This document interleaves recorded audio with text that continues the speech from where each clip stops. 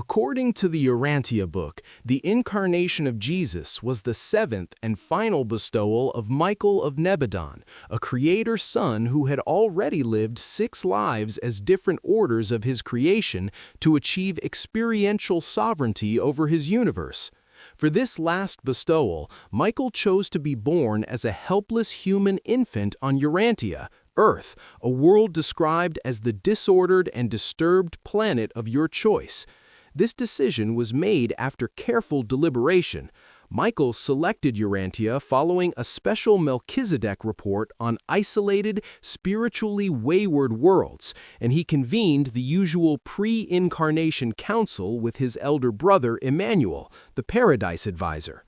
Michael willingly relinquished his direct divine powers and authority for the duration of the earthly life, entrusting the administration of his universe to Immanuel, and agreeing to live solely under the Father's will while on earth.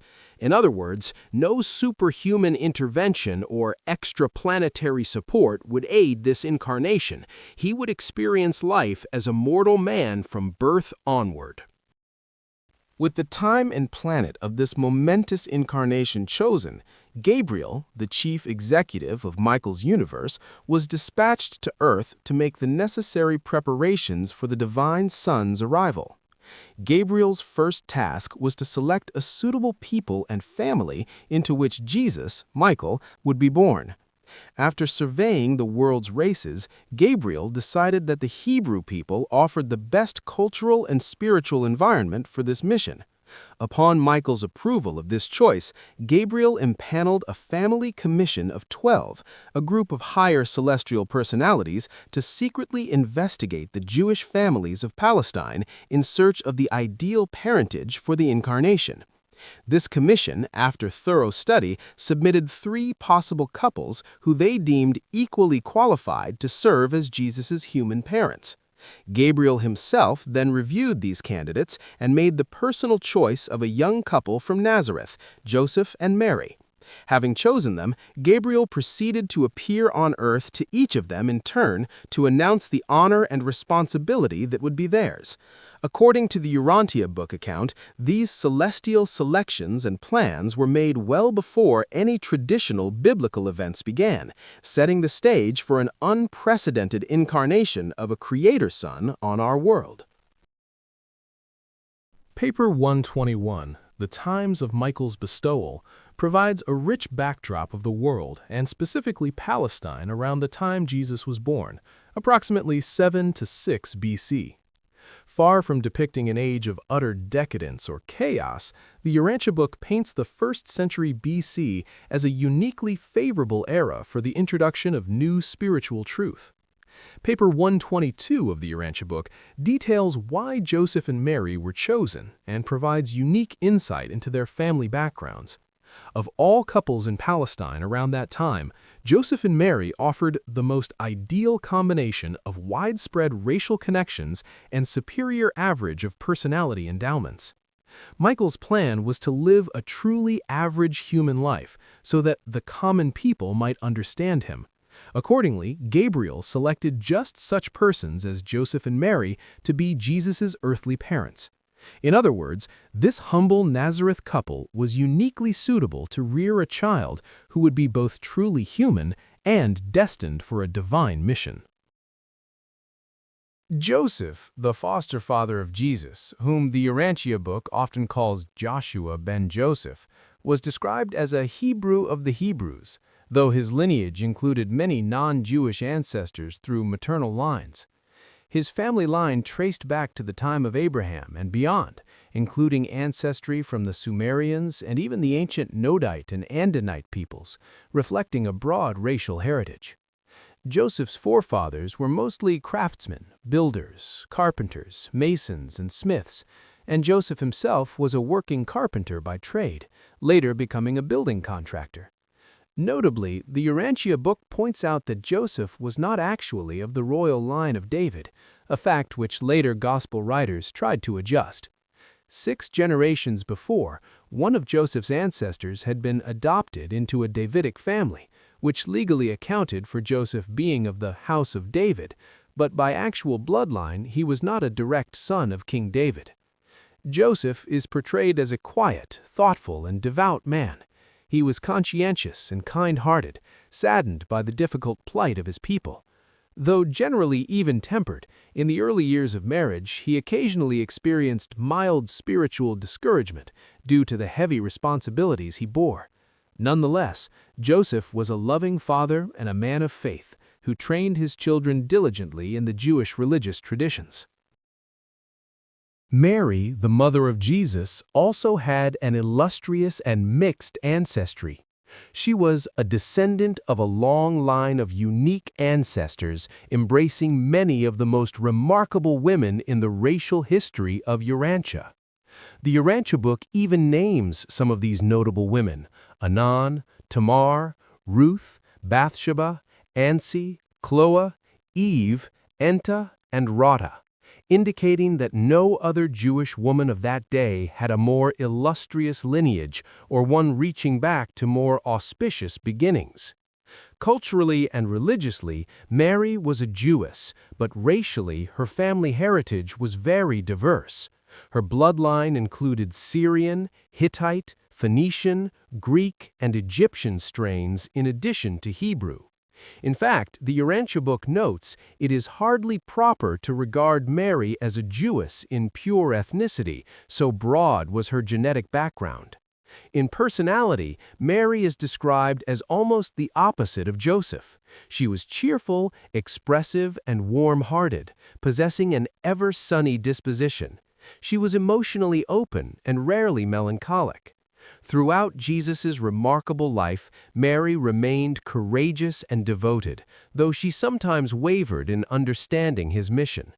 She had an intuitive faith in her child's destiny, strengthened by the memory of Gabriel's visit to her.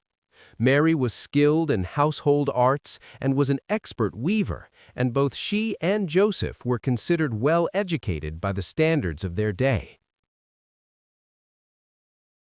It is worth noting how the Urantia book reinterprets certain biblical notions about Jesus' parentage.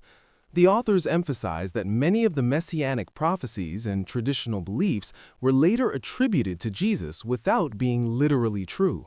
For instance, centuries of Hebrew prophets had predicted a deliverer from the line of David.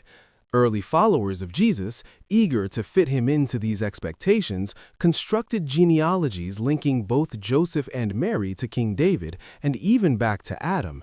The Urantia book flatly states that many of these lineages on the whole are not genuine and may not be depended upon as factual. Likewise, the famous prophecy from Isaiah that a maiden shall bear a son was eventually misinterpreted as a virgin shall bear a son, contributing to the legend of the virgin birth. The Urantia account makes it clear that aside from the angelic announcement of Jesus' conception, no supernatural mechanism was involved in Mary's pregnancy. Joseph and Mary were a normal married couple who anticipated the birth of their child in the natural course. The true marvel, in Urantia perspective, was not a biological miracle, but the incarnation itself, the fact that the creator of a universe would consent to be born as a mortal baby.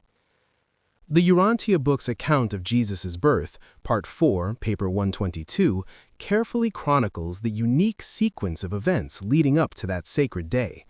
These events incorporate some familiar elements from the New Testament narrative, such as angelic announcements and John the Baptist's birth, but with distinctive details and timing. March 8 BC. Joseph and Mary marry in Nazareth. Joseph, aged 21, and the teenage Mary were married according to Jewish custom at Mary's family home near Nazareth. The young couple settled in Nazareth, where Joseph, a carpenter, had built a modest one-room stone house for them with an adjoining workshop. They anticipated starting their family there. Little did they know that their first child would be born away from home in Judea. June 8 BC. Gabriel appears to Elizabeth. 3 months after the wedding, the angel Gabriel made a sudden visit, not to Mary initially, but to Elizabeth, the wife of Zacharias. Zacharias was a priest of the Jews, and Elizabeth happened to be Mary's much older cousin. At noontide one day in late June, while Zacharias was serving in the Jerusalem temple and praying for the coming of a deliverer, Gabriel manifested himself to Elizabeth at her home. Gabriel announced that Elizabeth would finally have a son, despite her old age and previously childless marriage, and that you shall call your son John. This child, Gabriel said, would be the forerunner of this divine teacher, a herald to prepare the people for the coming of the Lord's chosen one. Gabriel also revealed to Elizabeth that her young kinswoman Mary would be the mother of the promised child of destiny, and he promised, "I will also appear to her." This angelic message greatly stunned Elizabeth. She kept Gabriel's visit secret for 5 months, telling no one, not even Zacharias at first, about the promise that her son would herald the Messiah. When Elizabeth finally shared the news with Zacharias, he was skeptical and struggled to believe her story, until he himself experienced a vivid dream, confirming that Elizabeth's child was indeed to be a prophet, preparing the way for the Lord.